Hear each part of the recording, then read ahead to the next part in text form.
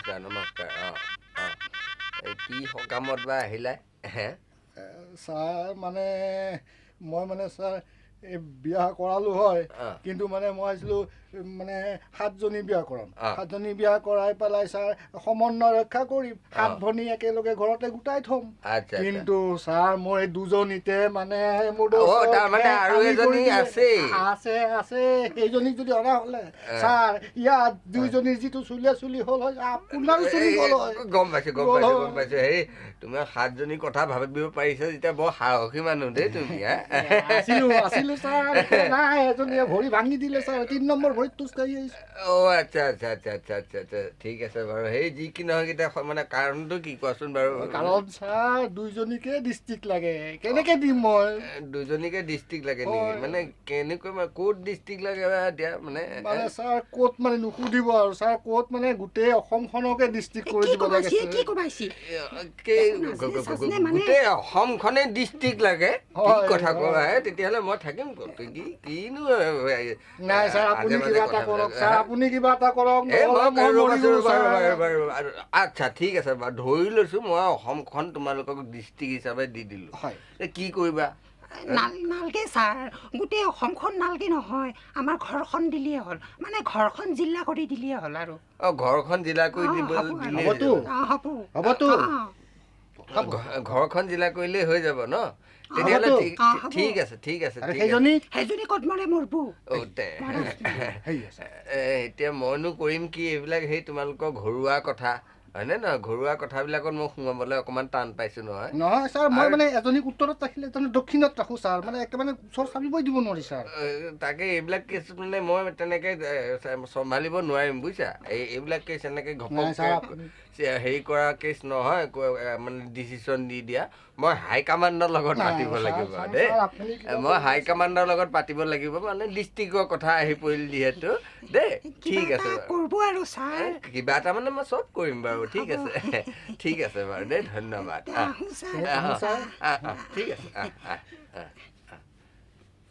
ঠিক আছে বাপৰে বাপ এজনীয়ে চম্ভালিব নোৱাৰে 2জনী চম্ভালি পাইছ বাপেকে নেক্সট CM ছাৰ কথাবোৰ বৰ ভাল হোৱা নাই কোনবিলাক কথা ভাল হোৱা নাই বহিব নালাগে থিয় কোৱা আৰু চিধা চিধি ডাইৰেক্ট যিখিনি কথা আছে কথাবোৰ বৰ ভাল ভেজা দিব নালাগে ভাললৈ যোৱা নাই মানে কথাবোৰ আপুনি সকলোকে হাইকমাণ্ডৰ উইদাউট পাৰ্মিশ্যনত আপুনি এনেকৈ জিলাবোৰ দি থাকিলে জিলাবোৰ যদি এনেকৈ দি থাকে আমাৰ পাৰ্টিৰ কথা আছে গতিকে মই ভাবিছোঁ যিহেতু মই এতিয়া এজন সাধাৰণ এতিয়া এজন যিহেতু মই এতিয়া সাধাৰণ এজন MLA গতিকে মই ভাবিছোঁ জালুকবাৰীখন ৰাজ্য কৰি ল'ম চব কথা তোমাৰ তেনেকৈ ক'লে নহ'ব নহয় এনেকুৱা মুখ থুক বেকেটি কৰি পেলাই কথা এটা কৈ দিলে যে মই তোমাক সেইটো একচেপ্ট কৰি ল'ম তোমাৰ কথাটো সেইটো তেনেকুৱা কথা নহয় আপুনি সকলোতে ইনচাল্ট কৰি কথাবোৰ কৈ থাকিব পাৰিব ইনচাল্ট কৰিব আমিও জানো কিন্তু ইনচাল্ট মই নকৰোঁ সেইটো উদ্দেশ্য নহয় কিন্তু দেশ আৰু জাতিৰ কথা আছে গতিকে মই জালুকবাৰীখন কিন্তু মই ৰাজ্য কৰিম আৰু মই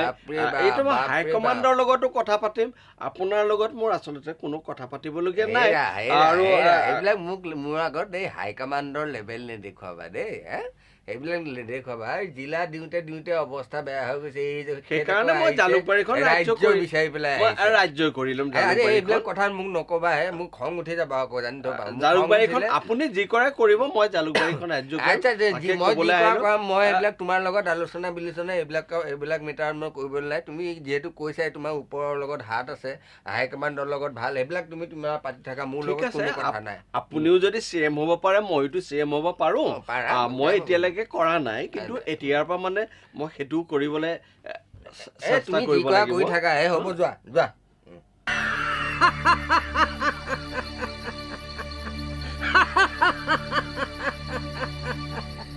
এতিয়া কোৱাচোন ৰজা বিক্ৰমাদিত্য এনেকৈ যদি সকলোকে জিলা দিবলগীয়া হয় তেতিয়াহ'লে দেশৰ কি উন্নতি হ'ব দেশখনৰ কি হ'ব এতিয়া মই কওঁ শুনা, এজাক মেকুৰী এটা পিঠা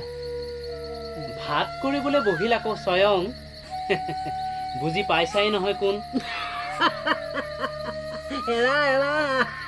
বপুৰাৰ হাতত আকৌ এখন তোলাচনী। তেওঁ পিঠাটো সমানে দুভাগ কৰি দুয়োটা ভাগ তোলাচনীত তুলি দিলে, কিন্তু এটা ফালে ওজন বেছি হ'ল। বপুৰাই তেতিয়া কি কৰিলে জানা? এফালে মুখেৰে কামুৰি পুনৰ তোলাচনীত তুলি দিলে। ইফালে কামোৰে সিফালে বেছি হয়, সিফালে কামোৰে ইফালে বেছি হয়। এনেদৰে কামোৰোতে কামোৰোতে শেষত বাৰু থাকিলগৈ কি কোৱাচোন? তেনেহ'লেচোন একোৱেই নাথাকিবগৈ। এৰা পিঠাটো খাই শেষ হলত বপুৰা জাপ মাৰি গছৰ ওপৰত উঠিলগৈ, আৰু বেচেৰা মেকুৰীবোৰ থুত মুখ চেলেকি ঘৰলৈ বুলি ৰাওনা হ'ল। এতিয়া গাঁৱে গাঁৱে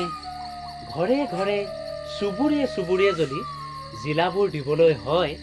শেষত দেখোন গৈ জিলাৰ একো অস্তিত্বই নাথাকিবগৈ।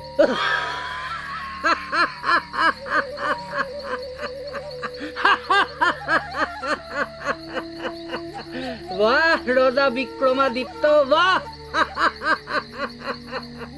একেবাৰে শুদ্ধ উত্তৰ, 10ৰ ভিতৰত 10 নম্বৰ। কিন্তু ৰজা বিক্ৰমাদিত্য, তুমি শুদ্ধ উত্তৰ দিলা আৰু লগতে মই উৰিলো।